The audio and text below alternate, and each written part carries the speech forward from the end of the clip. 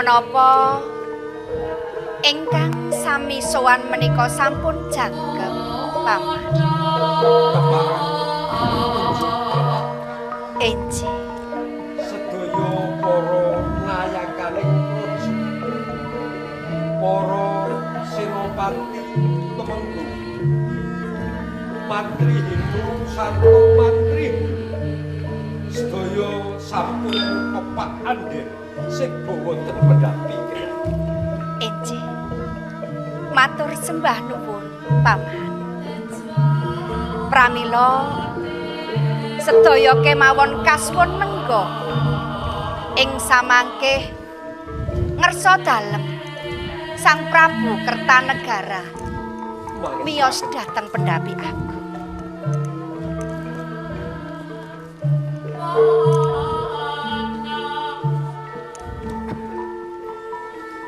Kang Mbok Tribaneswari. Iya Dimas. Rehning Kanjeng Rama sampun badhe miyos, pramila semangga kula aturaken. Oh. Ja. Matur nuwun Dimas. Katur sedaya ingkang sami sowan. Nggih. Atur uninga. Bilih ing titi wanci menika ngersa dalem Sang Prabu Sri Bathara Maharaja Kertanegara Hamurweng Bumi arsa badhe miyos. Pramila sedaya kasuwun cecawis. Sendika.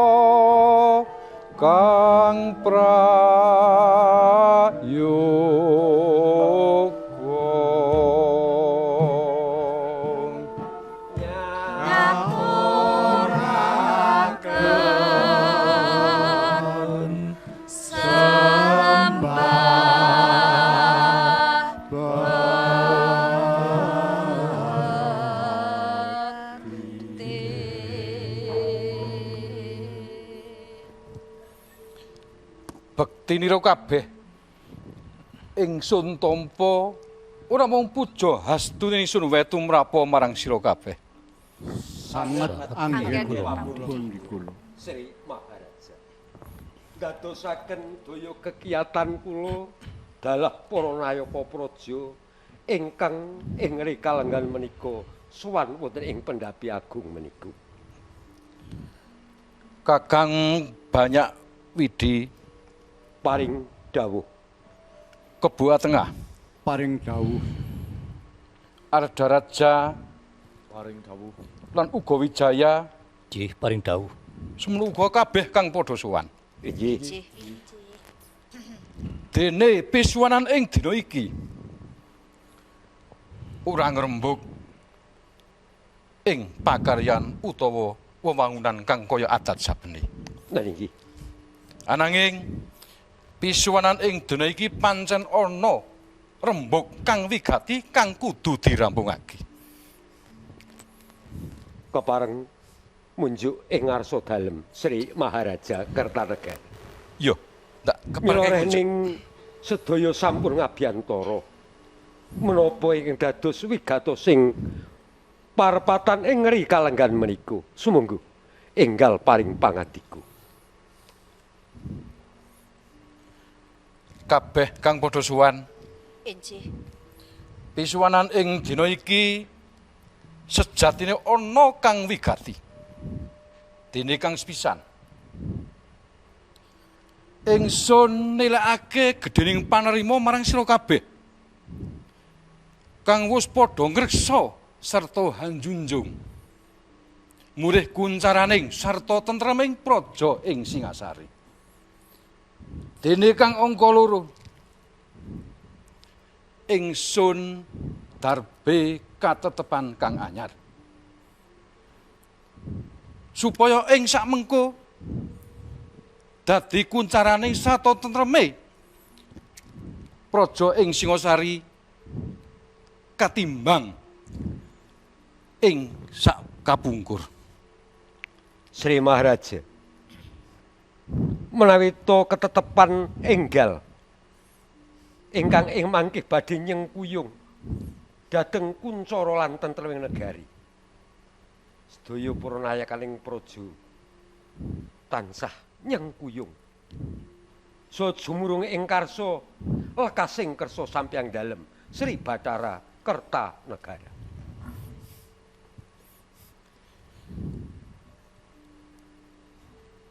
Punten dalem sewu sinuwun. Yo. Kebua Tengah Saderipun tak kula keparingi munjuk.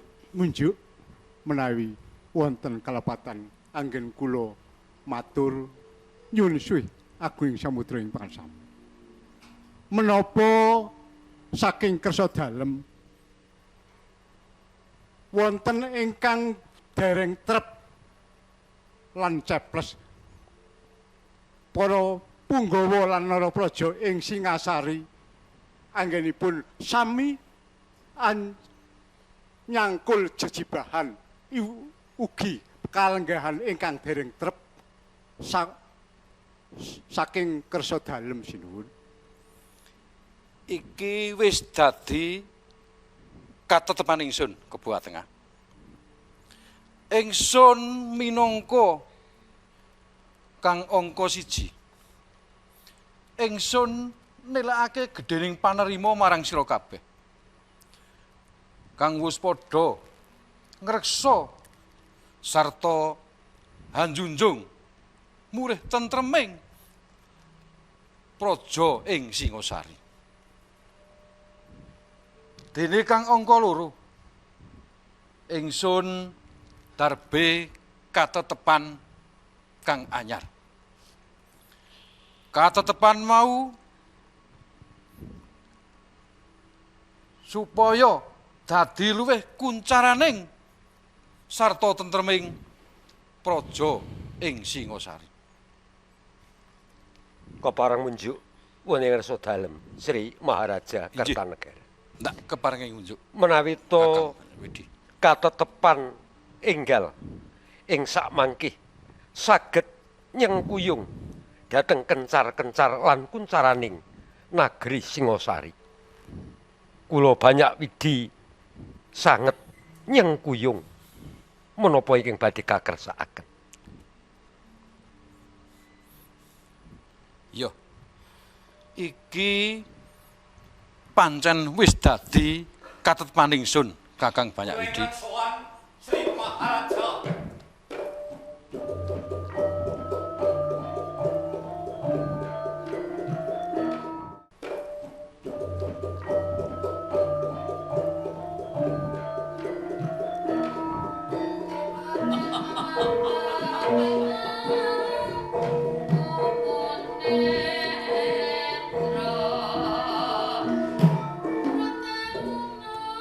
Bisa nak? Yen ndak waspadakake nggonmu nyandang nganggo. Nuduhake yen dudu kawula ing Singasari, bener, Terus seliramu kuwi sapa lan saka ngendi?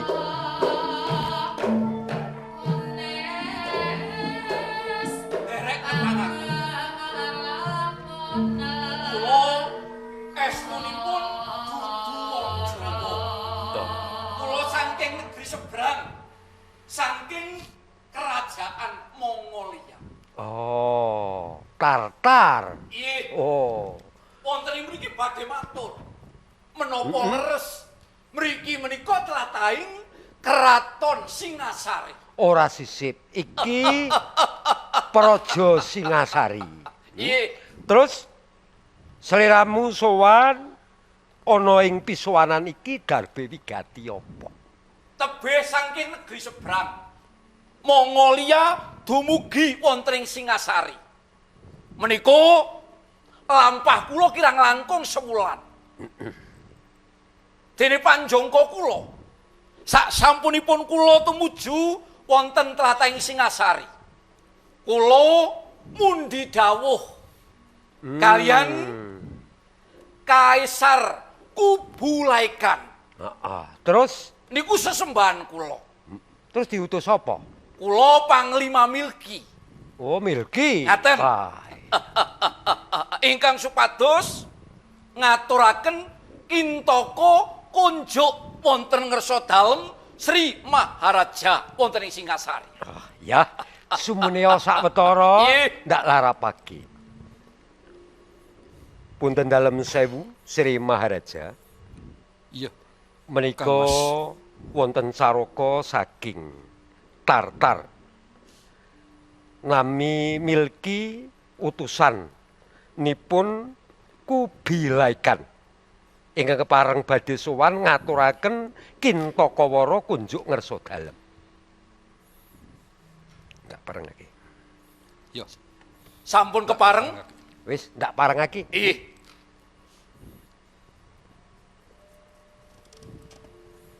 Monggo.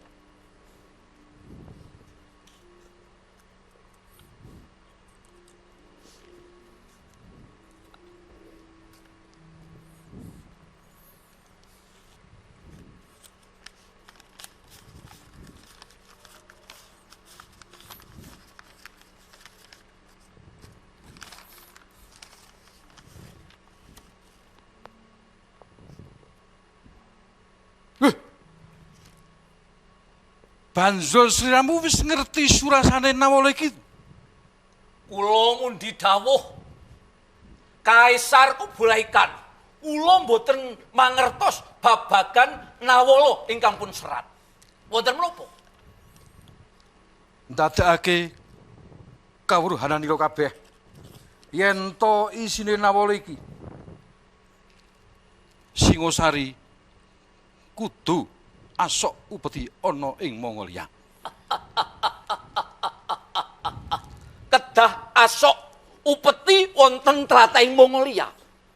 Yen ngono ndadekake memusuhan ing antarane Mongolia lawan Mongolisari. Oh, ngaten. Praja Singasari menika laladan tlatah kraton ingkang ageng. Menawi badhe kasuwun upeti kunjuk wonten ngersanipun Panglima Kubulaikan. Menawi boten keparengaken. Boten pun keparengaken. Ora bisa.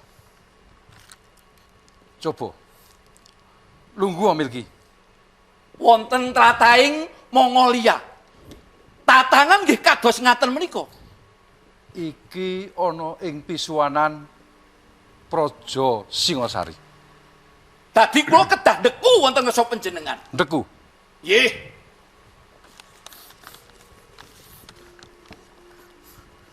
Meduna luwih sithik. Kirang mandhap. Kirang mandhap.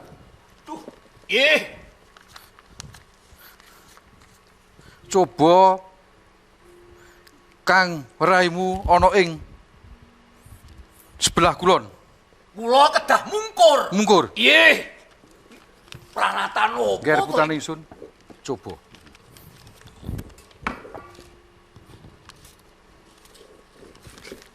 Enten napa nih Sang Prabu? Aduh! Ya! Yo! Iyo! Aduh! Oh! Setan! Ratu ora duwe tatanan. Kula niki mau utusan. Nek sampean nantang kalian Mongolia, kula aturaken wonten praja Mongolia arep nemoni opo?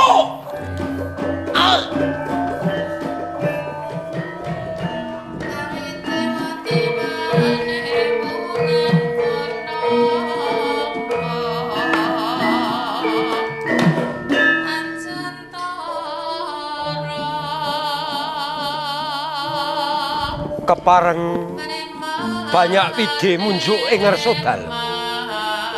Yo. Ndak keparengake ngunjuk Kakang Banyak Widi. Nanging saestu mbok pilih kaanggep somake katampi kirang dados renaing penggalih nyuwun lumundure samudra pangaksami. Yo.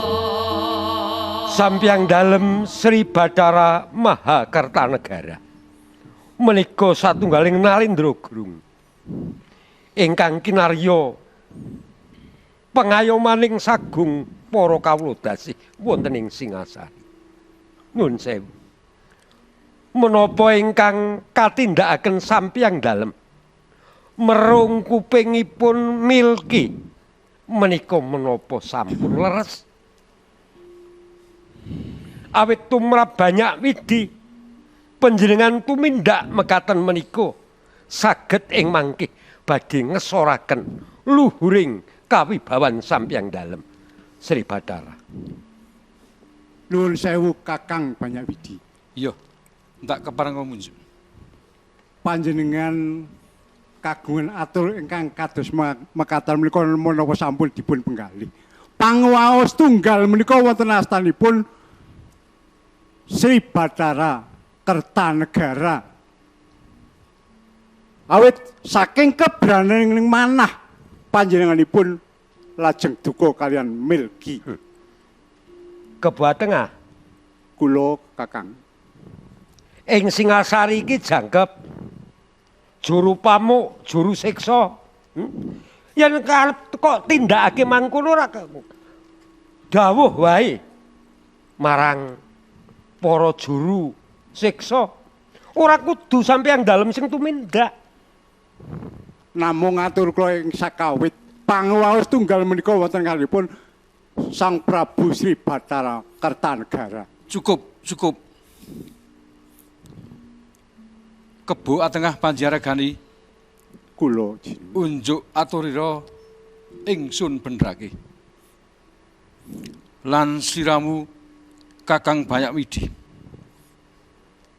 Inggih. Sambung marang parampara kang nalika semana sun paringake marang sliramu. Ingsun pundhut kundur.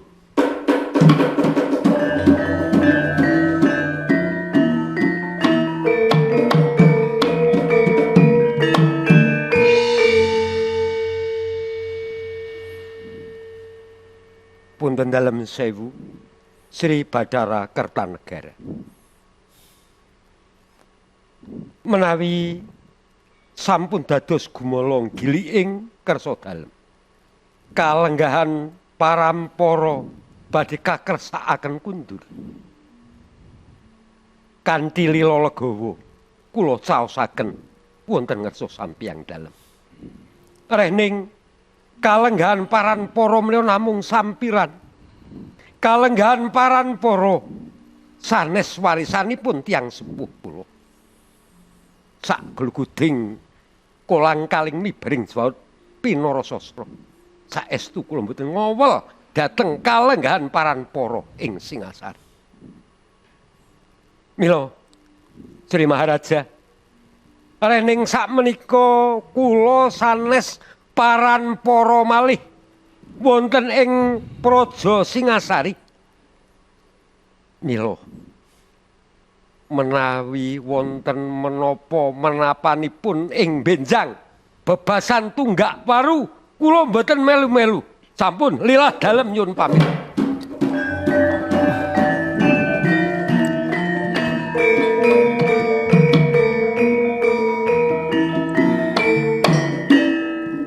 Sewu lepat nyuwun pangapunten Kanjeng Rama. Yo, tak keparengke munjuk. Mila leres panguwas tunggal wonten ing Singasari menika wonten Ngasponandala. Namung sedaya ingkang dipun dawuhaken dumateng Paman Banyak Widi. Menapa sampun katata katiti katinting mawi tirtaning kawicaksanan Nandalem. Engga panjenenganipun Paman Banyak Widi dipun pocot kalengganipun Kanjeng Rama. Ijin menika leres. Lajeng sinten ing samangke ingkang badhe nglenggahi parampara wonten ing Kraton Singasari menika, Rama? Kabeh kang padha sowan ndadekake pangertinira kabeh yen to iki wis dadi keteteman ingsun. Mula sira kabeh aja kuwatir ngenani tentreming lan kunjaraning praja ing Singasari. Ijin. Mula sadurunge pisuwanan iki paripurna, sapa wae kang durung cetha ing babagan iki coba matura. Sampun, Rama. Sampun. Ijin. Sampun sumangga wonten ngersa dalem sinuwun. Yen wis padha cetha kabeh, pisuwanan iki tak anggap cukup. Masa borong panjenengani bodholi pisuwanan iki. Nggih.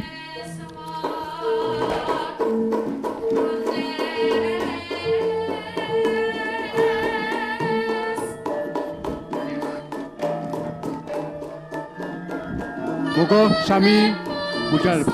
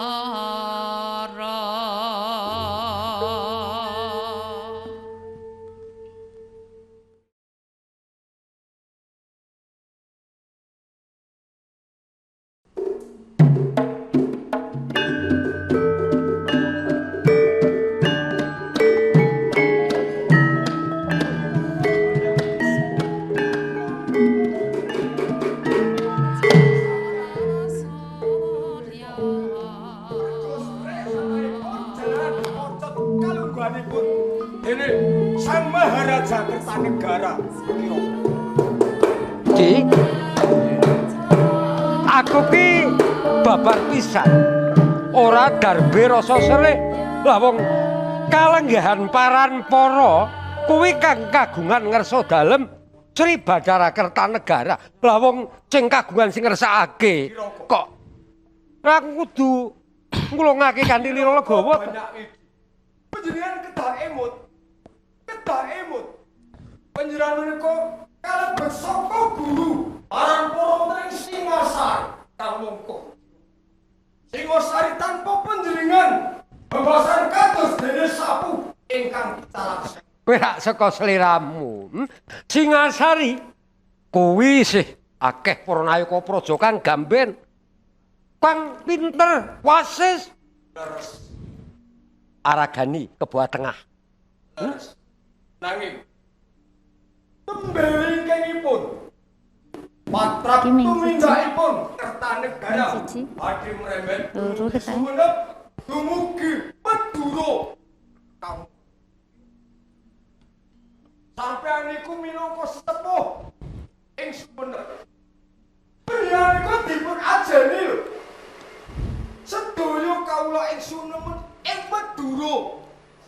Panjenengan ingkang tansah dipun gego sedaya dawuh pramila.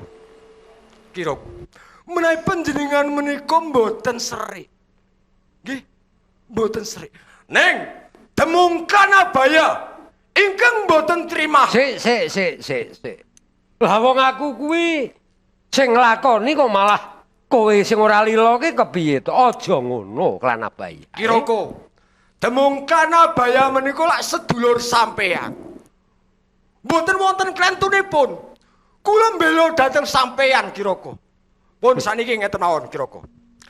Sampeyan sakniki bali mawon teng Sumenep. Anak bojo sampeyan mang tunggoni. Perkara Singosari, perkara Kertanegara. Klan Abaya sing ajeng ngadepi Singosari. Sik. Pun, Sik. pun. Sampeyan bali, sampeyan bali.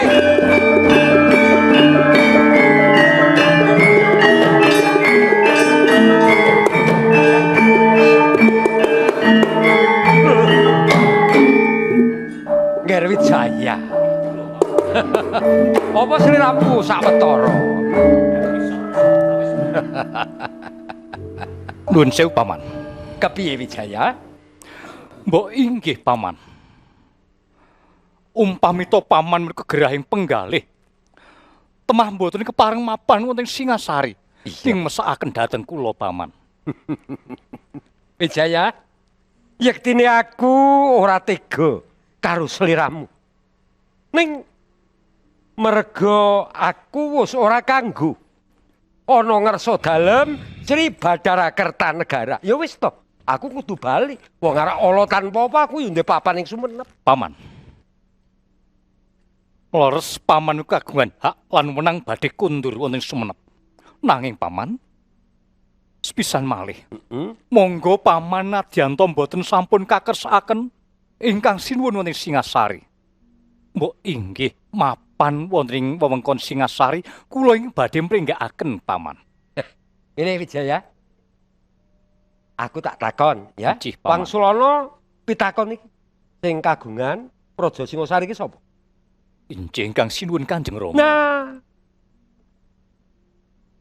sing garbe pemenang ingkang sinuwun malah sing duwe Praja Singosari wis ora nganggokake karo paman kok njo aku kudu mapan ing Singosari.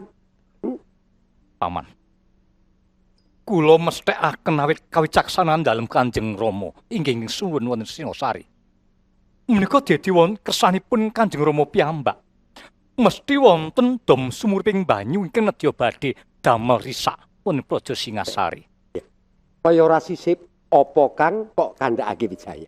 Mula Wijaya sliramu sing praitno ati-ati, sing waspada. Paman. Kula menika betah Paman.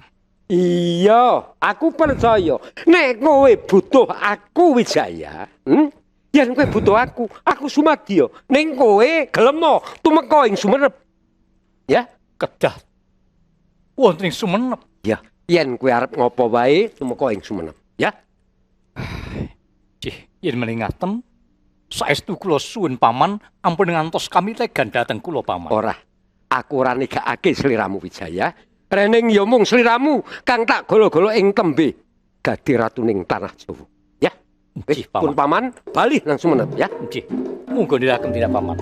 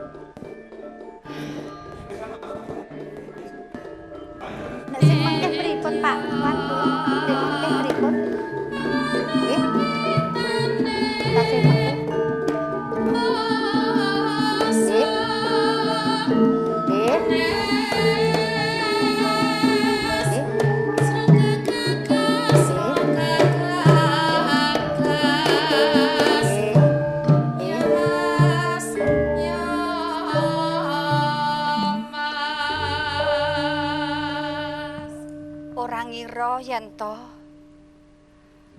kersane Kanjeng Rama Sri Maharaja bakal tekan sakmono.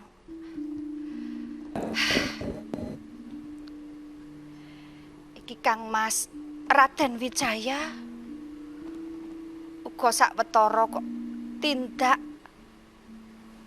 ora pamit kelawan aku. Ngene apa ya ora melu menggalihke yen kahanan ana ing Singasari.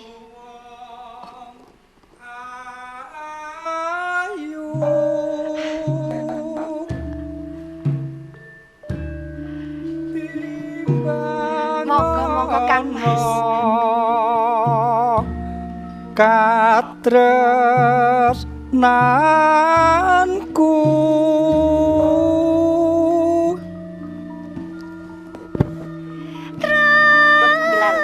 Tresno kali papat. Kang sanyata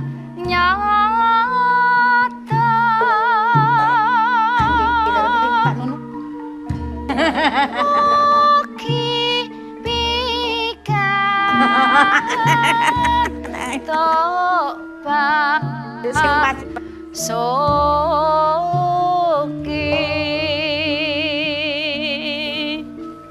ngaten menika katresnan kula. Diajeng Mas, ibu bungai penggalih enjih. sakwise sak pejago marang Diajeng Enjih. bisa nilake tresna gunging tresna kang tuwa saka jroning sanubari ngayu. Sayektosipun kula tansah ngantu-antu kontur panjenengan dhateng Taman Sari menika Kang Mas. Diajeng Kula Kang Mas. tenane mono banget nggonku ngampah rasa kangen lan tresna nanging kedaya seka aboting jejiban kang kudu tak tindakake mulaku nganti randhat kuwi bisa sak pejago marang Diajeng. Enjih. Sakmenika kula kepengin mangertos. Estunipun Kang Mas Wijaya menika nembe tindak pundi to? Diajeng Kula aku rumangsa ora mentala kapocot kalenggane Paman Banyakwidi. Mula sawetara jengkare Paman Banyakwidi. Aku nungka tindake Paman Banyakwidi. enjih. Nanging semono. Paman Banyakwidi tak reripih supaya ora ninggalke Praja Singasari. Ning paman wis ora bisa tindakke penggalihe. Mbok menawa rumangsa gerahing manah temah kudu ninggalke Praja Singasari Diajeng. Enjih Kang Mas. Nanging kula kuwatos yen to Paman Banyakwidi menika linggar saking Praja Singasari. Lajeng ing samangkehipun ingkang minangka sesepuh saha paranpara menika badhe sinten Kang Mas? Diajeng Kula nadyanto aku ning Singasari mung putra mantu. Wis kelangan saka guru prajaning Singasari. enjih. Aku bakal budidaya. Murih raharjaning sedya kuncaraning prajaning Singasari aja nganti sirep Diajeng. Oh enjih. Menawi ngaten kula tansah nyengkuyung menapa ingkang dados kersanipun Kang Mas Wijaya. Tenan Diajeng bakal Enjih. nyengkuyung. Enjih Kang Yen Mas. to Diajeng tribuane swari nyengkuyung tenan karo aku. Aku kepengin bakal budidaya. Sapa kang tumindak pindha kadidine sekaring kemawa wisa temah kongas kamurkani Kanjeng Rama ning Singasari. Enjih. Aku kepengin lan bakal budidaya golek sisik melik wong ayu. Oh enjih. Menawi ngaten monggo sesarengan ugi kula badhe pados sisik melik mbok menawi kemawon saged damel pepadang wonten ing Praja Singasari. Yen ngono ayo kekanten wong ayu. Monggo Kang Mas.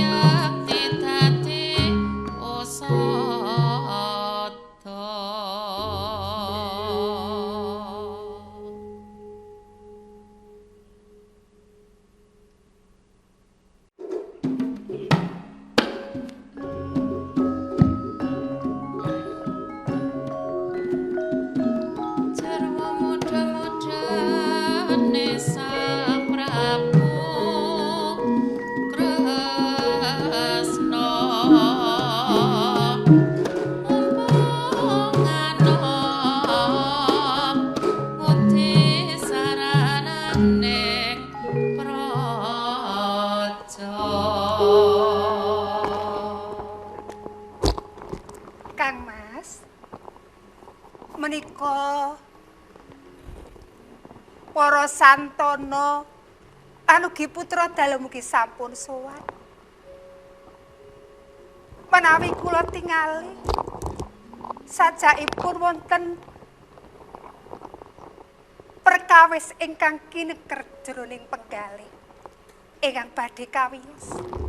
Pramila monggo enggal paring pangandikan Kang Mas.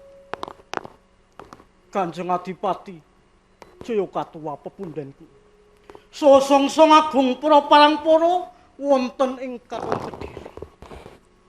Menapa leres ingkang dados unjuk sawaturipun garwa Nandala. Mboten ateges kula menika utuk ati lamur tenggiling api mati. Mboten ateges kula menika lungguh jigang sila tumpang niku babar pisan mboten. Kok bilih abdi dalam kula lepat wonten ing Kadipaten Kediri. Monggo pidana menapa ingkang badhe katemaken dhateng abdi dalem kula namung datan Sulaya. Sumpah sesantine kula kejak gesang kula pisungsungaken wonten ing Kadipaten Kediri Kanjeng Adipati. Lah inggih ngaten to Kanjeng Pangeran. Leres paman temenggu. Punten dalem sewu Kanjeng Rama. Mbok menawi kirang anggen putra dalem ngabekti wonten ngresot dalem Kanjeng Rama. Kula nyuwun lumunturing sih samudra pangastampi. Awit sedaya jejibahan sampun kula estokaken. Mbok menawi Kanjeng Rama badhe nitipriksa kawontenan wonten ing Kadipaten Kediri menika kula sumanggaaken Kanjeng Rama. Punten dalem sewu Kanjeng. Sawetawis wekdal Udakara tigang candra lawasipun kula mirsani pasuryan Nandala menika tansah suntrut alis ingkang tepung sadak ngemu pralampita ingkang nandalem penggalih mbok bilih wonten gegayuhan ingkang dereng saged kalampah. Kula siyaga badhe ambiyantu punapa ingkang dados lekas dalem Kanjeng Adipati.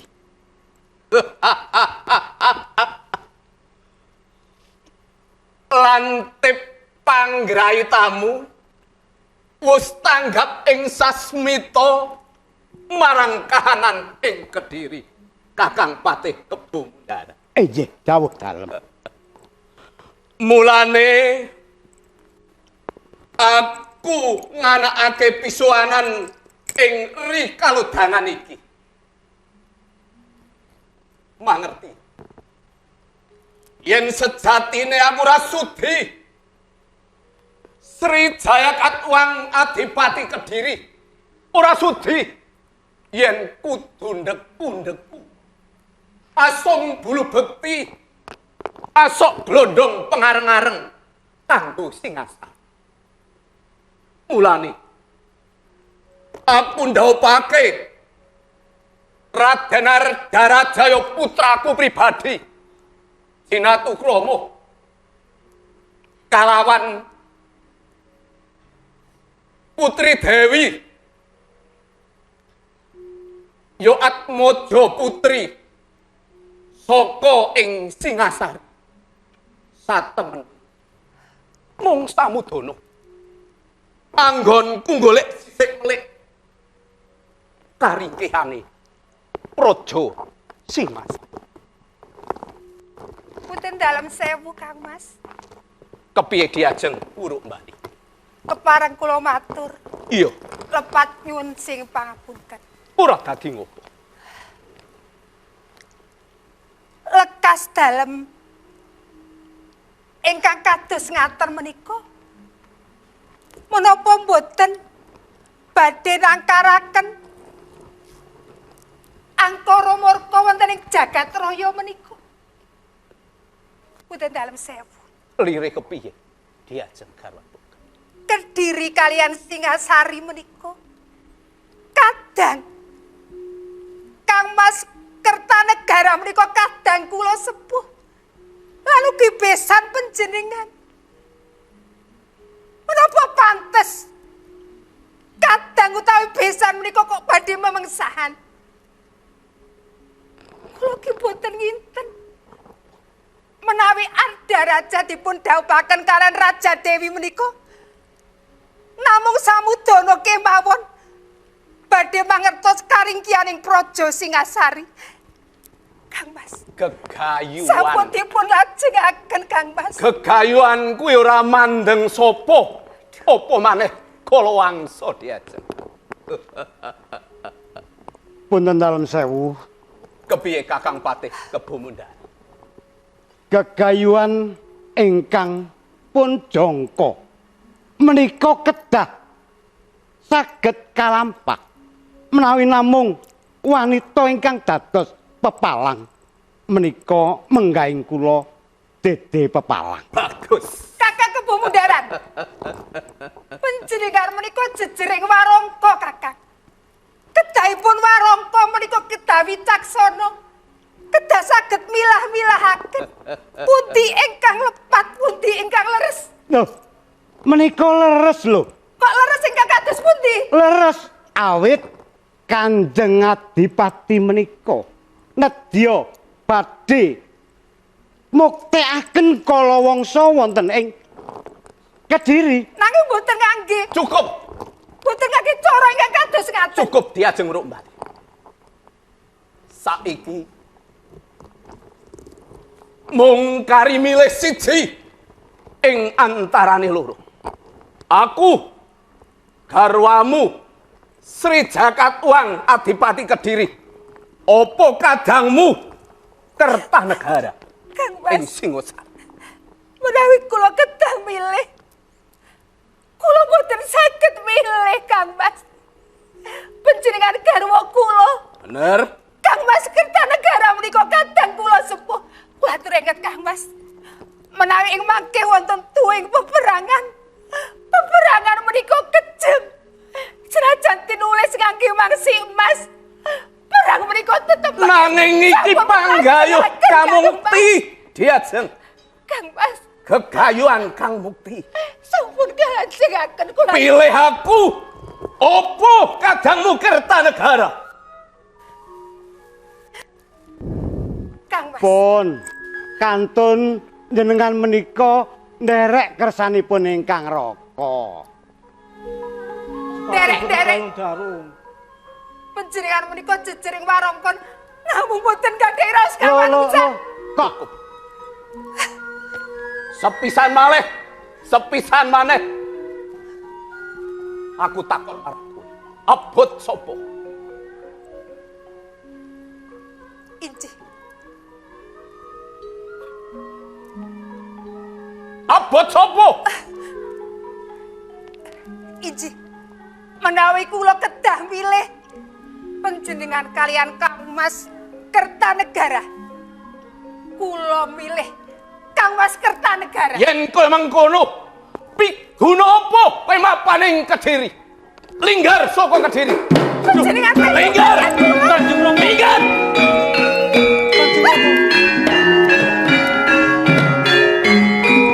Kenging menapa Kanjeng Rama? Panjenengan tega dhateng ingkang ibu. Menapa panjenengan boten mesakaken dhateng ingkang ibu Rama? Putraku. Barang goyang Kang Bagus Dewi. Apa kowe arep melu-melu ibumu ra nyengkuyung? Apa kang dadi panjangkaku? Panjangkane Rama. Panggayuh Mukti. Boten Rama. Nanging menapa panjenengan menika sampun dipun penggalih kanthi saestu? Wis. Kabeh wis tak pikir kanthi wening. Menawi kados mekaten kula namung nderek Rama kemawon. Bagus. Tak ngoten to, Nger. Kowe pancen putraku. Kang dak gadang-gadang Raden Jaran Goyang. ingkang Rama ndarbeni ngaten niku ing semangke ugi badhe ningkakaken panjenengan mukti wibawa mbau tendha wonten ing kraton. Gegayuhan luhur ingkang Rama menika tundhonipun menawi saestu ingkang Rama menika mukti tak jenengan nggih nderek mukti. Iya ngono. Matur nuwun. Yen kaya mangkono wis padha golong gilik anggone nyengkuyung panjang kaku panggayuh kang mukti. Nuwun sewu. Nuwun sewu Kanjeng. Kepiye, Kakang?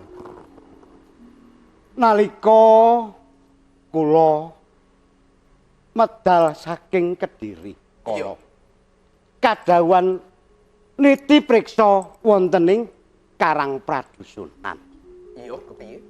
Kula mireng kabar rawat-rawat Mbok Bakul sinambiwara. Bilih Kakang Banyakwidi ing Titiwanti sakmenika kapocot kalengganipun saking praja ing Singas. Apa bener kabar kuwi, Kakang? Lah menika kabar ingkang kula tampi kepengin sanget kula badhe nyara widhakaken nderek miterang Kakang Banyakwidi menika lepat menapa. Yen kaya mangkono Kakang Patih ndak dawuhi sowan ing Sumenep kang sepisan ngaturake salam taklim kanggo Kakang Banyakwidi lan kepiye kuwarasane Kakang Banyakwidi. Inggih. Sing angka loro miterang apa sababe dene Kakang Banyakwidi kapocot kalenggahane minangka paranpara ing praja Singasari. Kados terang terwaca punapa ingkang dados dawuh nandalem. Iya. Ing Titiwanci menika ugi kula badhe lumarep wonten ing Sumenep. Ndak pangestoni. Nyuwun tambahing pangestu. Nggonmu hati-hati. Semanten ugi kula Kanjeng. Mari. Rasawa kula badhe lampati. So memenuhi lampanipun Kakang Patih wonten ing Sumenep. Yo, ndak pangestoni.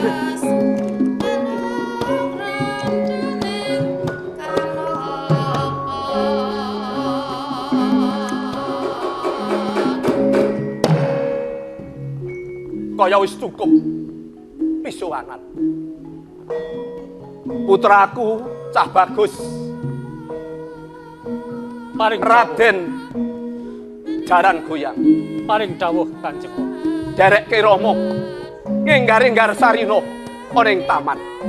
Monggo kula dherekaken Kanjeng.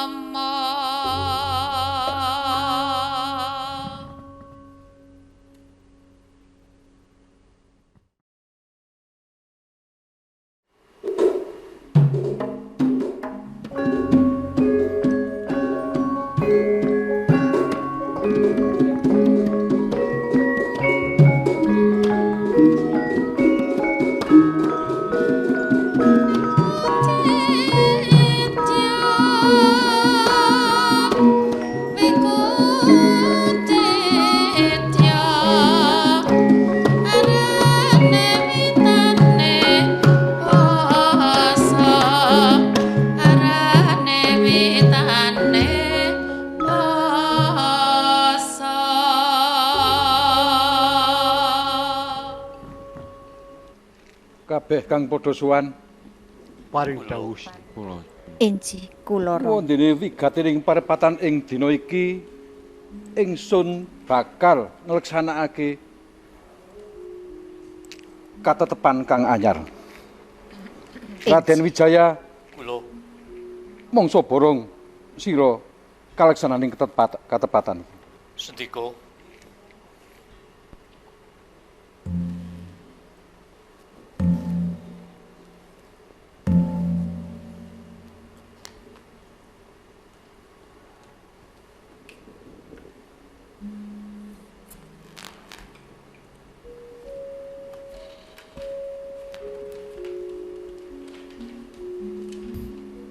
serat kekancingan ingsun Sri Batara Kertanegara hanetepake sepisan ingkang sekawit kalenggahan pepatih kang ingsun paringki Empu Raganata ingsun pundhut kundur ing sak banjuri kalenggahan pepatih ingsun paringaki marang Kebo Atengah Panji Aragani lan Raganata ingsun paringi kalenggahan adyaksa ing tumapel kaping pindho kalenggahan paranpara kang ingsun paringki banyak widi ingsun pundhut kundur lan Arya banyak widi ingsun paringi kalenggahan Bupati Sumenep kanthi kapatedan asma Arya Wiraraja mangkono dawuh timbalan ingsun muga kaestokna. Sinuwun. Yo, ndak keparengake. Matur akan negunging panuwun ingkang tanpa pindhan bilih kula kaparingan palenggahan pinangka warangka wonten ing Singasari. Sang Prabu, kula ingkang sowan Sang Prabu.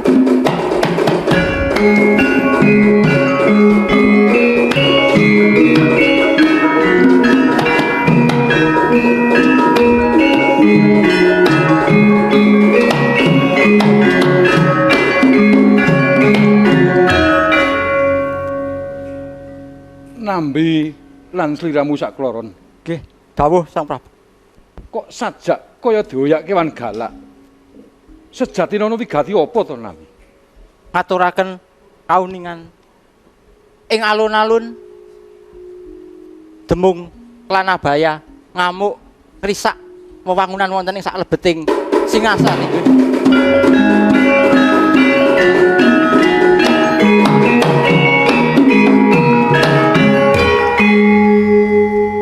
Panji Aragani paring dawuh wis cetha yen demung Klanabaya ngrusak wewangunan ana ing Singasari. Sendika Yai Nambi, ayo putuke kalap. Aja kanggo suwi, rangket.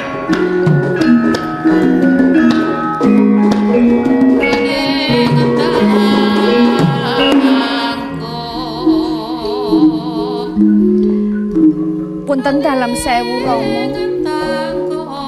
Lajeng sak menika kedah kados pundi kalian kula kalian para putra menika Rama yen to kawontenan ing Singasari saya dangu saya boten kanten-kantenan menika Rama. Sliramu aja kuwatir. Isih akeh para nayakaning praja ing Singasari ing samengko kang bakal gawe tentrem sarta kuncaraning Singasari. Menawi ngaten nderek kersa dangu Rama. Ya.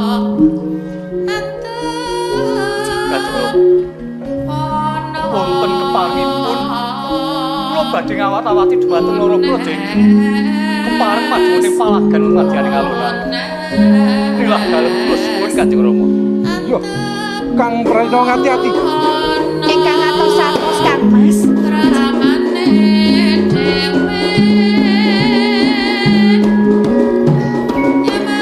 Monggo Rama.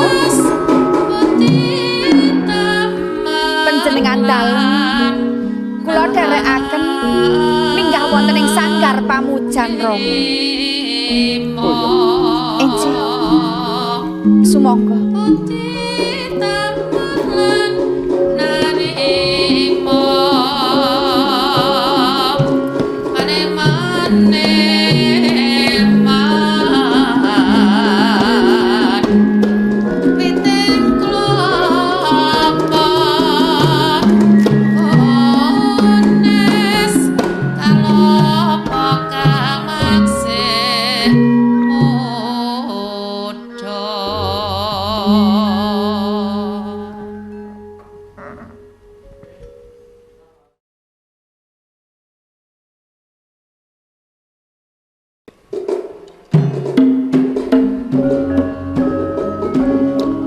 Oh alah.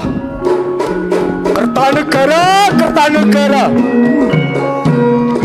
Yo kowe wong sing ora eling marang kebecikan.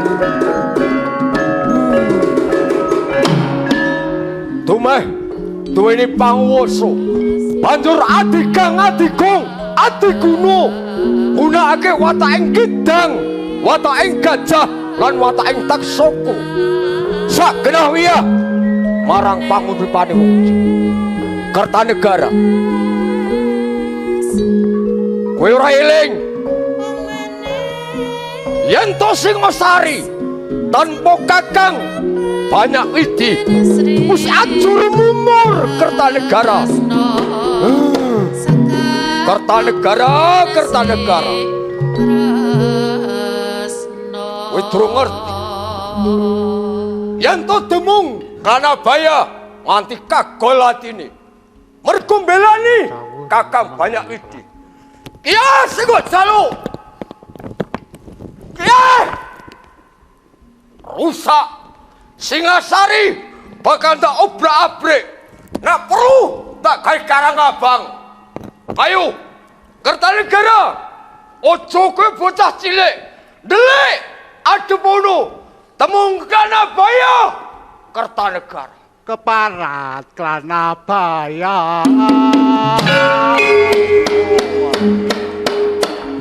Lanyo wani rusak Singasari.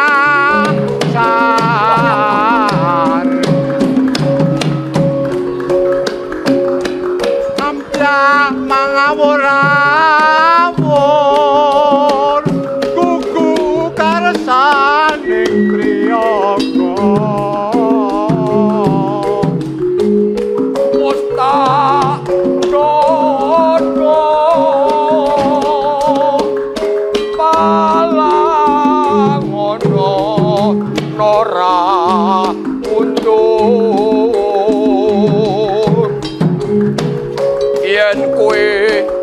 Watak kor wiro tanding ono kridan mame kabur.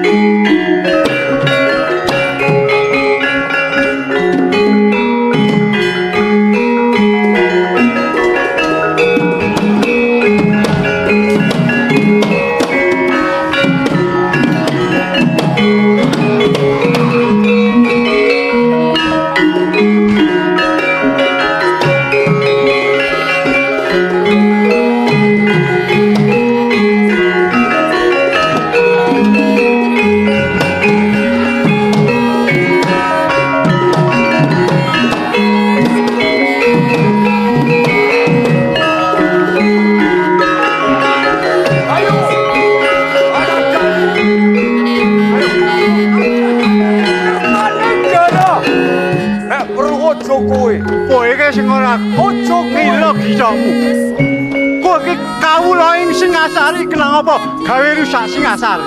Arakane Mergo aku mbelani Kang Mas banyak sing rikala semono dilorot kalungguhane minangka parampara.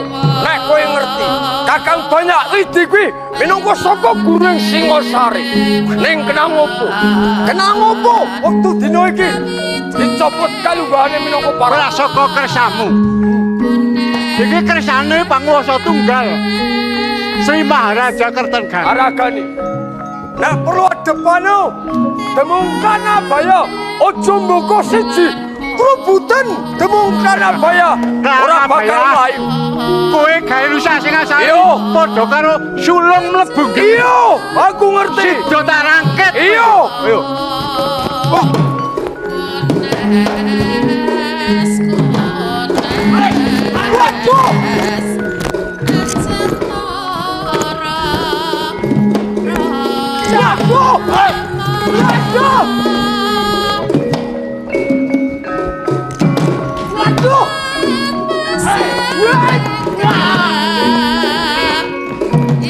Ayo.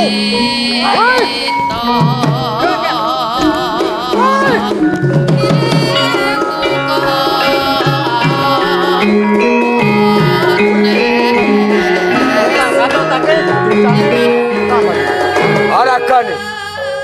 Tan Wurunga kowe mlebu ing pakunjalan Iya. Singasari. Ayo, Prajurit. Iya. Mlebu ke pakunjalan.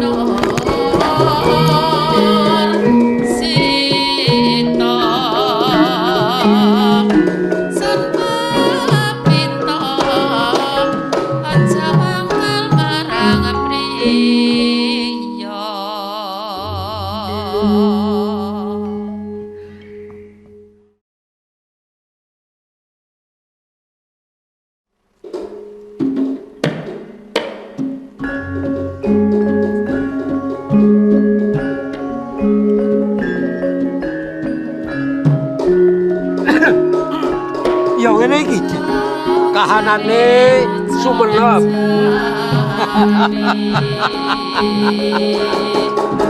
Sak sampunipun kula mresani kawontenaning Sumenep. Heeh. Tetaneman ingkang sarwa gumadung Lungguh kene, Adi Segara Winutan matelaken bilih menika kawula ing Sumenep menika tansah ayem lan tentrem. Sapatawis kula mboten wonten ing padepokan sak menika wedalipun katon endah asri. Swasana. Ayo ngene iki, Di.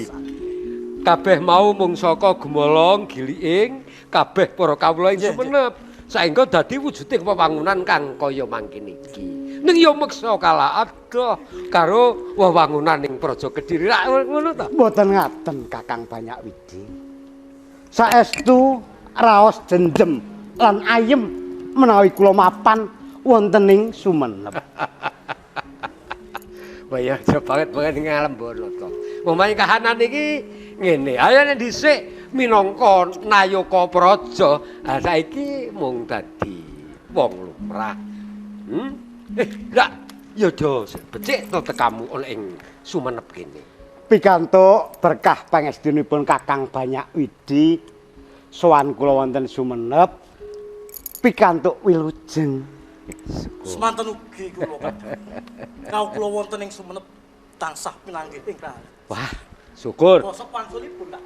Ya keluarga utawa kula wangsa ing Sumenep kene padha kababar ing Karahaya. Ning ngene. Kok sajak njanur gunung Siadi Karaya-raya tumeka ing Sumenep. Iki apa pancen mun kapang kelawan pun Kakang apa ana wigati Di? Kejawi saestu kapang kula kalian Kakang Banyakwidi.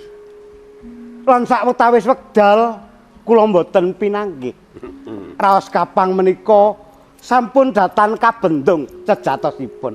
Namung karana ginubet ing reribet kathah pakaryan ingkang kedah kula ayahi mila. Ing dinten menika saweg kemawon saged sowan Kakang. Ya ngono kuwi minangka nayaka praja kang nuhoni dawing sesembahan. Ya? Kejawi menika Kakang. sowan kula kinantenan taklim kunjuk saking Sri Jayakatwang wonten ing Kediri. Ya, tak tampa banget ndadekake senenge ngati. Ora mung sak balimu ana ing Kediri mengko diaturke ya. Nggih. Taklimku ana ngersane Sri Jayakatwang ya. Kejawi menika kepareng kula badhe nderek miterang. Perkara apa? Perkawis Kakang Banyakwidi ingkang sawetawis kapocot kalengganipun saking Praja Singasan. Lajeng menapa dosa kalpatanipun Kakang Banyakwidi? Ini Ki. Ya tumrap aku ya. Kuwi perkara kang sepele, Adi Segara Winata. Ning kagem ngersa dalem Sri Badara Kertanegara. Aku dianggep menawa aku nyahak wewenang dalem Sri Jaya Negara. Ini mestinipun mboten mekaten. Awit panjenengan niku gilapuk-lapet tempat wonten ing Singasari. Saha sesepuh minangka Parangpara. Ya nek kudune kaya ngono. Ning kagem ngersa dalem utawa kanggo ingkang sinuwun. Aku ing Singasari iki ora ana apa-apane. Mula aku ya saiki kudu aku kuwi lumaku ana paugeran kang wis gumanto. Ra ngono, minangka jejering bupati, ayo netepi jejebaning bupati wis rampung. Lah iya ngono to. Ning sejatosipun mboten mekaten. Awit Kakang Banyakwidi menika salah satunggaling pujangga ingkang mapan wonten ing Praja Singasari. Kados pundi ing mangkehipun menawi Singasari mboten wonten Kakang Banyakwidi. Menapa perkawis menika mboten badhe nuwuhaken tumangkaring angkara murka ing jagat raya. Ya kabeh mau ngene Di. Merga saka panggawening diri pribadi negara kuwi bisa tentrem, negara kuwi bisa bubrah marga kang ngasta rat pusaraning adil. Ra ya ngono to. Ateges kawicaksanipun Sri Maharaja menika kalimput dateng bebener. Piyambakipun sampun nerak ing paugeran lan angger-angger wonten ing Praja Singasari. Ingkang kawestan adigang adigung adiguna. Bener. Ah ngene. Nggih. Adi Segara Winata. Nggih. Yektine tekamu ana ing Sumenep kene. Iki sithik aku wis tanggap apa kang kakersakake dening sesembahanmu Sri Jayakatwang. Ya. Ning ngene wae. Nggih. Aku ini aku tak bloko ya. Upama sesembahanmu Sri Jayakatwang kuwi kagungan kersa apa wae. Aku saguh sabiyantu. Saestu menika. Tenan. Wah, ya. Mula gini, iki. Sakron sumeneo, aku tak nganggit nawala ya. Nggih. Nah.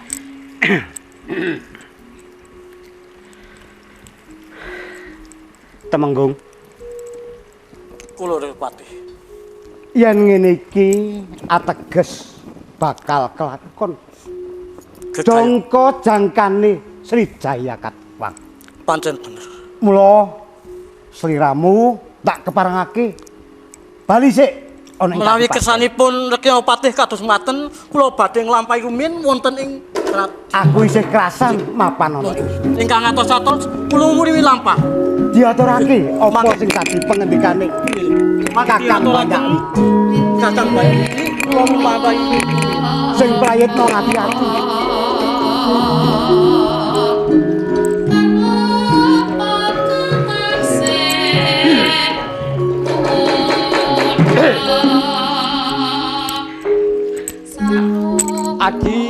Kebo Mundaran.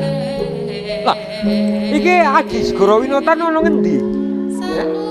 Menika nembe kula aturi wangsul wonten ing disi ilang. Yes. Ngene. Adi Kebo Mundaran. Semono wae nggonku kirim nawala iki bebasan ya. Suket godhong aja nganti ngerti. Tegese aja ngerti sapa wae merga iki wewadi. Ya. Menawi dawuh dalem mekaten. Saestu badhe kula atos-atos tampani ya. Iya. Mengko dikunjukake ana ngersane Sri Jaya Katwang. Nggih. Kula ngaturaken agung panuwun ingkang tanpa pepindhan. Katur Kakang Banyak Widi. Ing kala wau sampun kersa mbiyantu punapa ingkang dados kersanipun Sri Jaya Katwang. Ya. Lan nawala menika kula atos-atos ampun ngantos kadenang dening sak menendi. Nggih. Sing anu teges iki sing primpen ya. Nggih. Sing primpen. Heeh. Yes. Nek pancen ngono dina iki Adi Kebo Mundaran arep ninggalake Sumenep ora mung donga dinonga muga raharja widodha sak lakumu ning marga ya. Sejatosipun tasih kapang lan kraos wonten ing sanes wekdal kula suwun nyuwun pamit ya Kakang Banyak Widi. Ya, sampun Kakang Banyak Widi. Kaetung hati-hati ya.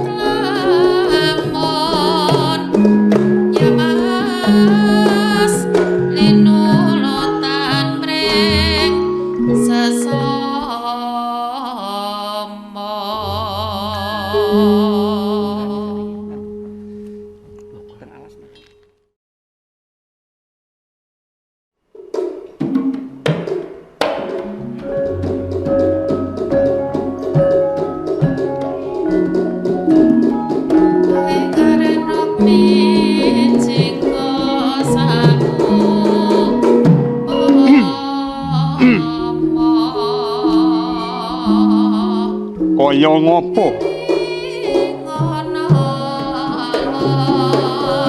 Bungaing atiku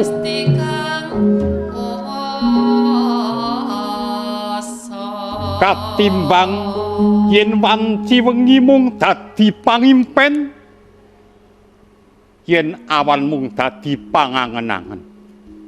Kaya ngopo aku bisa nguasani laladan bumi Nuswantara Jawa, aku bisa nguasani kraton ing Singasari, bisa ndongkel kawibawan dalem Sri Maharaja Kertanegara. Yen menawa aku bisa ndongkel kawibawan dalem Sri Maharaja Kertanegara, uripku bakal mulya. Mongolia bakal subur makmur. Jalaran bumi ing Singasariku bumi kang rejih, bumi kang linuwih, bebasan kanggo pepenginan kabeh ora ing lumahing jagat kureping langit. Ning ya piye iki? Oh iya. Aku kelingan sawetara candra aku utusan andahanku Panglima Milki. Ning kok ya sawetara suwe kondur-kondur gek ki ora mundi dawuh timbalanku banjur sak karepe dhewe. Kula ingkang sowan tulung.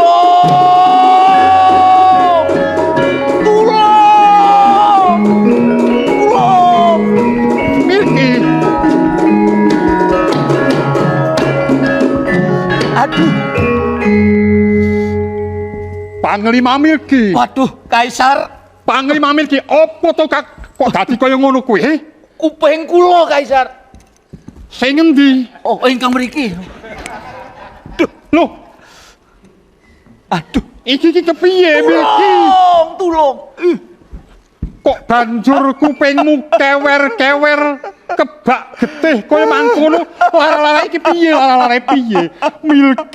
Milky, aduh. Coba jumeneng. Kuping kula ical. Tugel iki, mung gari separo Milky. Aduh. Aku tak takon. Nggih. Lara-larae piye? Kula mundi dawuh. Kaisar tumuju wonten ing tlatahing Singasari. Iya. Mula sampun kasembadan. Tak lakoni kula lelayar pinten-pinten candra. Kula lelayar wonten samudra ingkang ageng. Iya. Kula sampun pinanggih kalian ketemu karo Sri Maharaja. Aduh. Ora nangis to. Aduh. Lah wong kowe iki panglima kok yo dibetah-betahke. Iya, panglima kok yo dadak. Sampunipun kula menika pinanggih.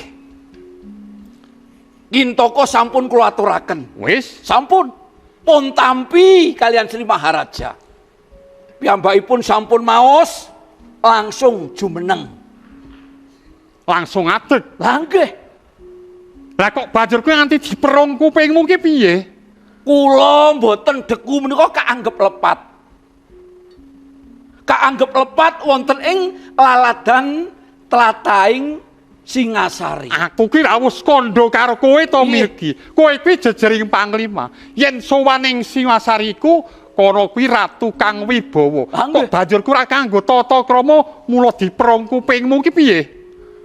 Sak sampunipun kula matur walaka, nek tata cara wonten ing Mongolia nggih kados ngaten menika. Oh iya bener. Kula mboten saged ngowahi adat. Bener. Nggih to? Mongolia kok arep tiru karo Singasari, mboten saged. Oh iya. Mongolia nggih tetep Mongolia. Lah iya wong kuwi ana tetembungan negara mawa tata. Lah nggih. Desa mawa cara. Nggih, sak sampunipun kula kendeku lajeng kula kon nyingkur. Pun perung kuping kula. Aduh. Ngantos wonten ing margi niku kuping pundi ingkang pun perung ngantos kula lali. Saking larane kok. Pripun?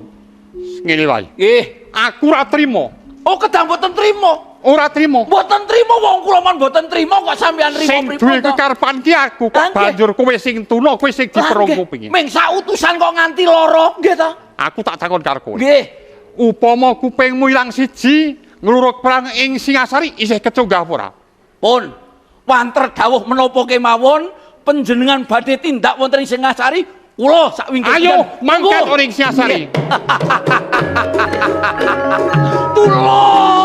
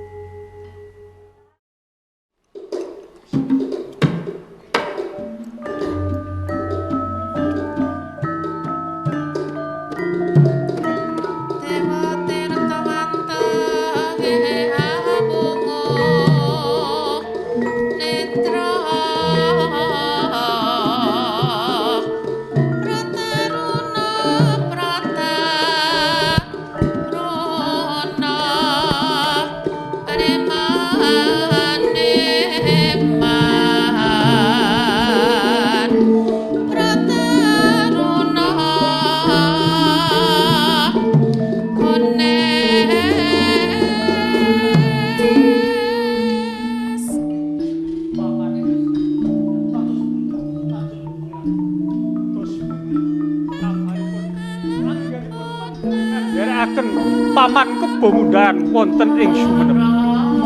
Sampun to. Kula sampun kasembatan jengaten kaliyan Bupati. Tetela kalunggahanipun sampun mekaten. Sagah sabiyantu dhateng lekas dalem Kanjeng Adipati Sri Mahakertawis. Lajeng paman Kebo Mundarang pedal menika wonten pundi paman? Kala wau kula ingkang nyuwuni lampah kondur wonten ing Kadipatening Kediri. Supados sing semangke wonten Parangmuka saking Patmontonegari kula kedah jagi-jagi. Oh ngoten to paman. Panjenengan pun kuwatos sedya panjenengan suwing kapmuk badhe kasembatan Kanjeng Pangeran. Leres menika paman. Matur sembah nuwun paman.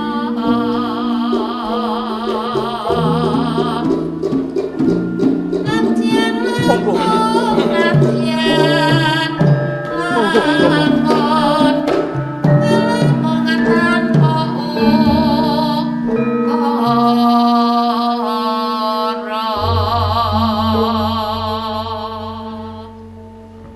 Kakang Tumenggung Segara Winotan lan putraku cah bagus Jaran Goyang. Nuwun paring pangandika Kanjeng Adipati. Jebul ngendikane para winasis kuwi bener. Yen garwa mono tegese sigaraning nyawa. Senadyan para juruladi lan para abdi wis nyawisake uba rampe kang dadi kabutuhanku, nanging kaya-kaya ana kang kurang, kaya-kaya ana kang ora jangkep. Punten dalem sewu Kanjeng Adipati. Kepiye? Sampun aliting penggalih amargi ati ingkang susah kang tampa winates tundane mung bakal nuwuhake sang jiwa lan raga. Iya. Pamila mriki panjenengan badhe ngersakaken sasudining wanita ingkang endah suwes tiyang warna kula sagah. Gantosi garwa dalem ingkang sampun kendang wonten ing Singasari. Punten dalem sewu Kanjeng Rama. Kepiye Raden Jaran Goyang? Leres ngendikane paman menika. Awit mbok menawi Kanjeng Rama badhe krama kula putra nderekaken punapa ingkang dipun kersakaken Kanjeng Rama. Nanging dudu perkara kuwi. Lajeng perkawis menapa Rama? Aku lagi ngantu-antu rawuhe Kakang Patih Kebo Mundaran. Kang ndak dawuhi lumarep ana ing Sumenep. Sowan ing ngarsane Kakang Banyakwidi. Oh mekaten Kanjeng Adipati. Iya. Sampun cingahing penggalih. Iya.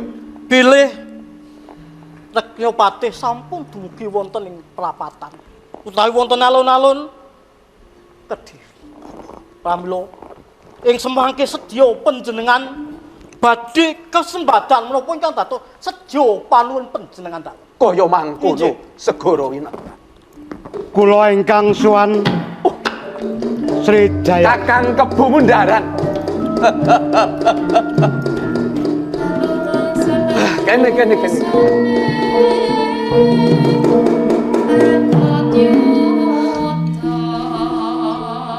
Sawetawis iya anggenipun ngrantu suwanku. Iya, sawetara aku ngantu-antu rawuhmu, Kakang. Nyuwun pangapunten injih. Awit raos kapang kula kalian Kakang Banyakwidi. Ora maiduh wong kadan jare. Sawetawis kula mapan wonten Sumenep. Iya, ya ora dadi ngopo. Banjur kepiye kabul kawusanane anggon musuhan ana ing Sumenep. Sak sampunipun sedaya kula aturaken wonten ngarsanipun Kakang Banyakwidi. Iya. Kakang Banyakwidi ugi ngunduraken taklim ndika ingkang kunci. Iya. Nalika semanten. Saestu Kakang Banyakwidi kapocot kalengganipun. Bener to? Menggaing kula Kakang Banyakwidi mboten lepat. Namung Sri Maharaja kalimput bilih Kakang Banyakwidi ingkang kathah labuh labet tumraping praja Singasari. Yo.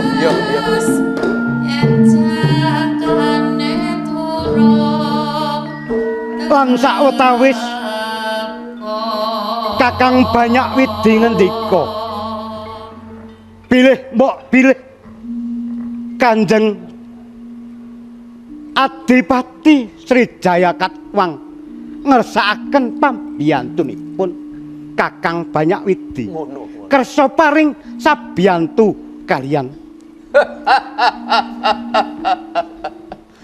Banjur piyambake ngaturi apa? Malah kula dipun paringi wujuding Kintaka. Kintaka menika mboten sakwenehing tiyang saged mangertosi. Mila kunjuk dhateng kene Gopat. Wis ora sabar. Aku kepengin mangerteni apa surasane ing kitir iki.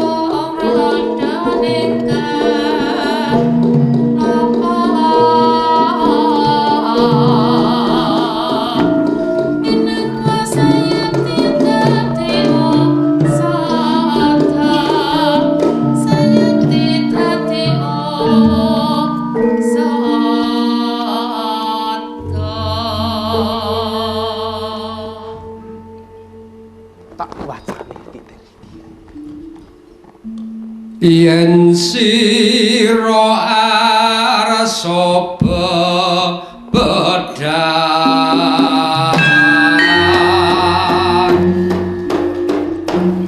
buron wono pancen kidung katon sepi.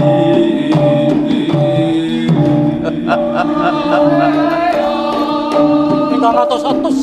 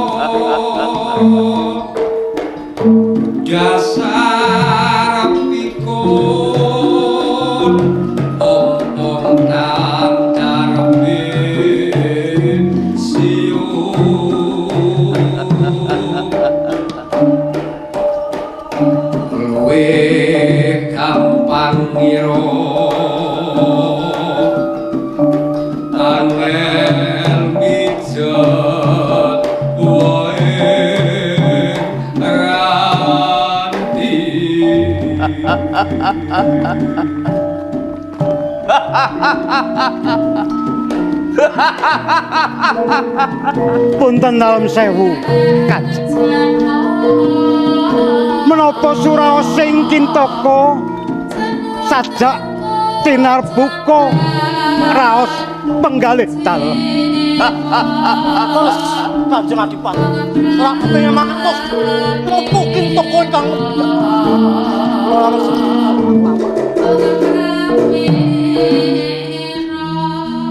bakal kelakon panjang kaku. Mumpung ing Singasari lagi komplang, sing ngrenggani macan gluguh sajuga ompong tanpa siya. Yogi Patih Raganata.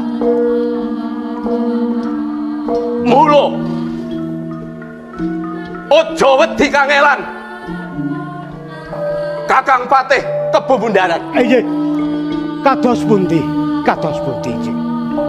Raden jarang goyang paring dawuh Kanjeng Rama. Lan tumenggung segara pinutan.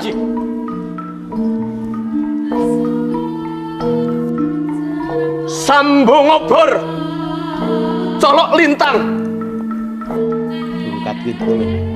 budal brungkat kimpul. Brubo Singosari. Brubo Singosari. Brubo.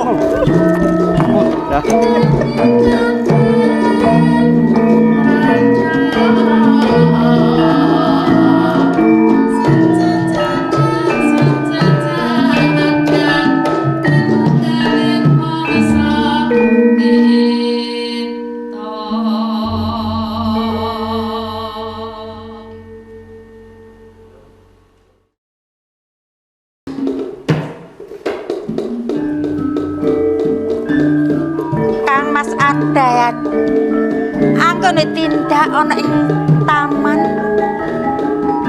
kok dangu anggen kula ngantos-antos panjenengan menika lho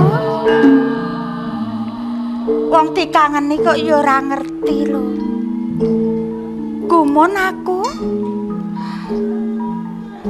Kang Mas panjenengan menika tindak pundi to Kang Mas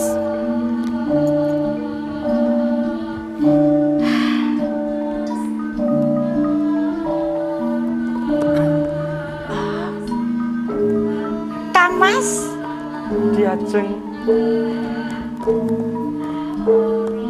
panjenengan menika tindak pundi aku ora tindak ning ndi Diajeng anggen kula menika ngrantos dhateng panjenengan dalem menika lho ngantos dangu sanget lho Kang Mas Nadyanto aku lelumban mrono mrene nanging atiku mung siji kanggo sliramu Diajeng menapa iki apa ya kowe ora mengerteni yen to rasaning atiku kang banget tresnani marang sliramu wis tak serat ana ing sastra ingkang kepareng tak diaturake ning sliramu inci semanten ugi kula tresna lair batos kula tujukaken dhateng panjenengan menika saestu lho Kang Mas coba to rungokno swaraning saka jero batinku sing paling jero iki Diajeng kados pundi swantenipun panjenengan maratelaken tresnanipun panjenengan ingkang dipun tujukaken dhateng kula Kang Mas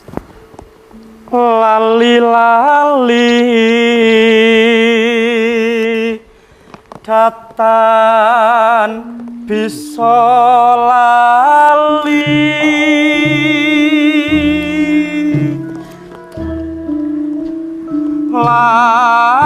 lawas saya katon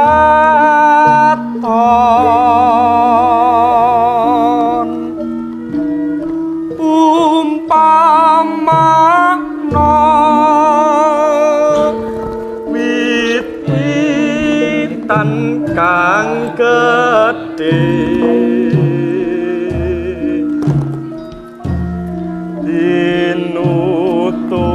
Tuhan datan bisa lali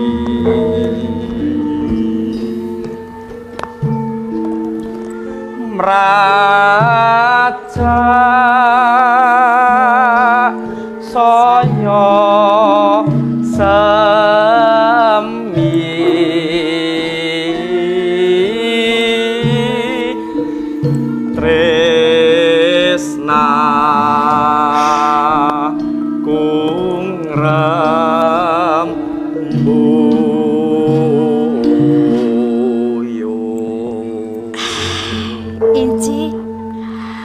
Sasampunipun panjenengan mriku maratelaken tresnanipun ingkang dipun tujukaken dhateng kula. Aduh, raos sing manah kula. Piye rasamu Diajeng? Raosipun boten kanten-kantenan lho Kang Mas menika. Pancen bener yen tresnaku kuwi saka jroning batinku sing paling jero Diajeng. Kula boten saged pisah dhateng panjenengan dalem. Inci Kang Mas. Romo ingkang suwan Diajeng. Romo. Monggo Romo.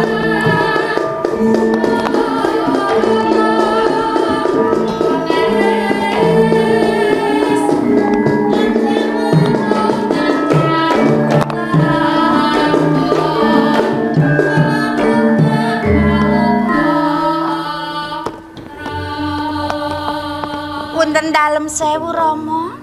Iya. Janur gunung Romong menika rawuh wonten salebetipun taman. Sajakipun menapa wonten wigatos menapa Rama? Tekane pun Rama ana ing taman kene. Inci. Ana wigati kang siramu kudu mangerteni. Wonten wigatos menapa Rama? Mangertiya yen wektu iki Singosari wis dikepung karo mungsuh. Mungsuh menika mungsuh saking pundi Rama? Ora ana liya. Ya saka Kediri kang dipandhegani karo bapakmu.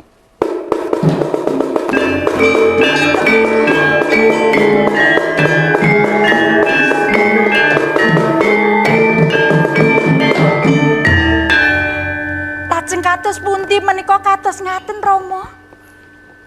Mula Inci. ingsun mun nanting marang sira. Abot Rama apa abot wong atuwanira? Menawi kula Arda Raja estu awrat jenengan Rama. Kula tasih milih jenengan. Yen pancen abot Rama, pethono Rama marang ngestaken dawuh Rama. Bapak Irjatu saya kawak. Katos satos di Kang Mas. Inci. Inci katos satos. Putraku awat-awatono. Awat-awatono. Kadang kulane menika tesih. Wujudipun kanemaning keparibasan bayi durungin ilang pupuk lemboyange. Mila ngaten Kanjeng Rama, karena wonten ing Singasari sampun kinepung binaya mangabdining perjin saking Kediri. Mula saking menika kula badhe sabiyantu dhumateng Dimas Arda Raja. Keparipun pirsa dalem kula suwun Kanjeng Rama. Yo, Kang Prayitna ngati-ati. Biar putra ingsun.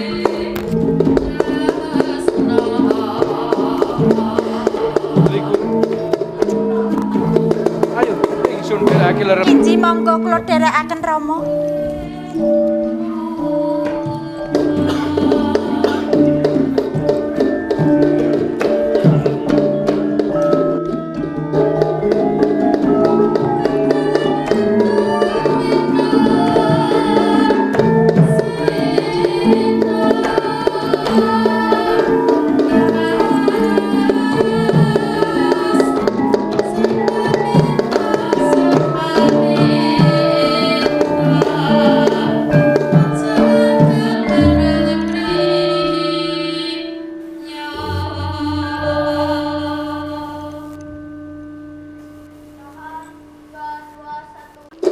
Raganata. Ana ngendi kowe? Sliramu wis dikepung. Wakul. Sedaya Pak. Sliramu wis ora bisa uwal. Saka prajurit ana ing Kediri.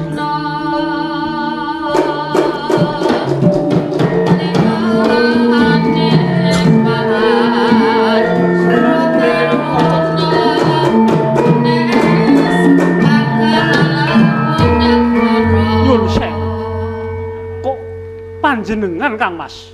Iya. Sliramu kok iso tekan kene iki?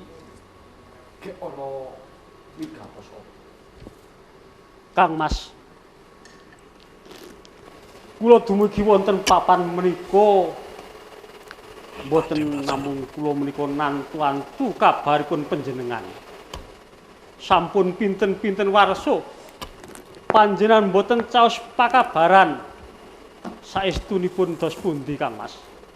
Menapa panjenengan menika sampun lali marang janji nalika semanten Kanjeng Rama dawuh panjenengan menika dados telik sandi wonten ing Singosari Kang Mas. Kabarku apik, kaya ngene. Awak bagas waras sehat. Pangangkah anggonku ana ning Singosari. Panjangkaku bisa nepungake balung pisah ngeraketake daling daging arenggang. Ananging Kang Mas, panjenengan menika kedah angrungkepi bumi Kediri. Ananging kasunyatanipun panjenengan malah sabela wonten ing kraton Singasari. Kersanipun panjenengan menika dos pundi, Kang Mas? Beda tinemu di. Tinepuku yen aku wis dhaup kalian Raja Dewi Gayatri. Aku bisa manunggalake Singasari lan Kediri kuwi manunggal dadi siji. Kang Mas, menawi mekaten panjenengan menika sampun bakdal dawuhipun Kanjeng Rama nalika semanten. Kenging dipun emutaken apa boten, Kang Mas? Kepiye dawuhe Kanjeng Rama? Panjenengan menika lak dados telik sandi. Kedahipun panjenengan menika sabela dhumateng Kediri, Kang Mas. Hongkok rasaning atiku. Kang Mas. Kepiye, Dimas? Purbawasesa sampun dipun paringaken wonten kula. Menawi panjenengan boten saged kula elingaken kula tegel dhateng panjenengan, Kang Mas. Apa ya sliramu wani marang kakangmu kuwi? Wes. Wes. Wes. Wes. Wes.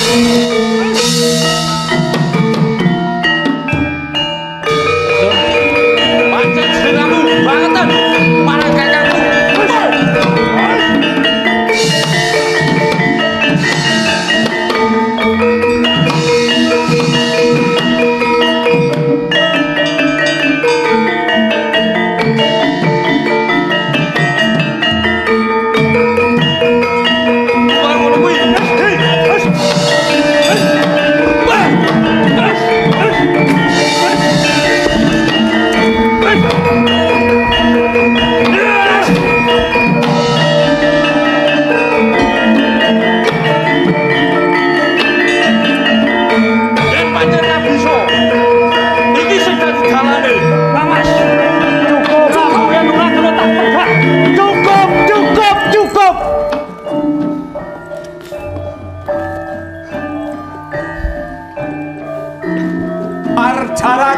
Arjaraja. Kula Rama.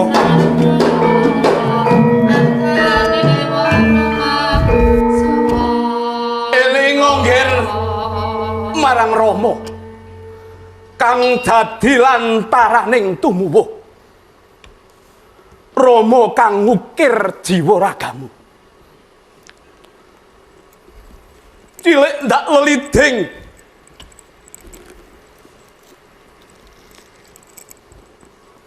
Dewasa pangajab bisa ngluhurake asmane wong tuwa. Ananging endi kasunyatane Arjaraja? Endi? Kowe wis wani marang Pun Rama. Kowe tega marang Pun Rama. Malah kowe ngeboti Kertanegara tinimbang Rama. Perso anakku loro Kang Bagus dhewe bentak sirah. Alung Rama. Rama kang ayut tumuwuh. Ampun Rama.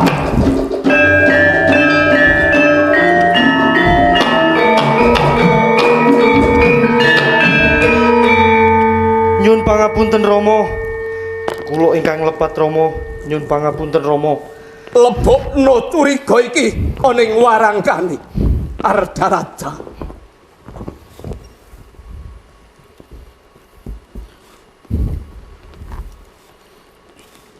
Rama paring pangapura kalawan sliramu kabeh. Nanging eling bektimu marang Ramamu ngrungkebi bumi Kediri. Kepiye Arjaraja lan kowe jaran goyang? Paring dawuh Kanjeng Rama. Lajeng kersanipun Kanjeng Rama sakmenika dos pundi Rama? Padha manunggal. Nyawiji. Monggo akan dawuh Rama. Wis akan dawuh Kanjeng. Bagus. Nah, nek ngoten niku lak sae. Teges rukun niku bakal dadi santosa. Nek sampeyan niku sami cengkah niku bakal bubrah. Ateges praja ing Kediri badhe pecah. Lah iya ngaten to. Bener kandamu Kakang Patih Kebo Mundaran. Yen mangkono